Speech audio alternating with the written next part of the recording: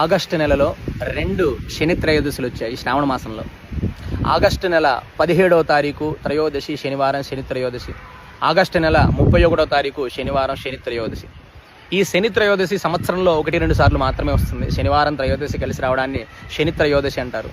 ఆ రోజు శనేశ్వరుడికి తైలాభిషేకం చేయించుకొని నల్ల నువ్వులు కేజింబో బ్రాహ్మణులకు దానమిస్తే ఏలినాటి శని, అష్టమ శని, అర్ధాష్టమ శని, శని భగవానుడి యొక్క ప్రభావం నుంచి తగ్గి కొంచెం శని భగవానుడి యొక్క అనుగ్రహం పాత్రలు అవుతామని చెప్పి చక్కగా ఆ రోజు అందరూ కూడా శని త్రయోదశి రోజు శనేశ్వరుడికి తైలాభిషేకం చేసుకోండి.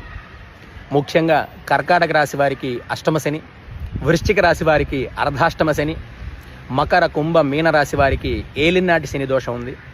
కర్కాటక రాశి వారికి అష్టమ శని, వృశ్చిక రాశి వారికి అర్ధాష్టమ శని, మకర కుంభ మీన రాశుల వారికి ఏలినాటి శని దోషం.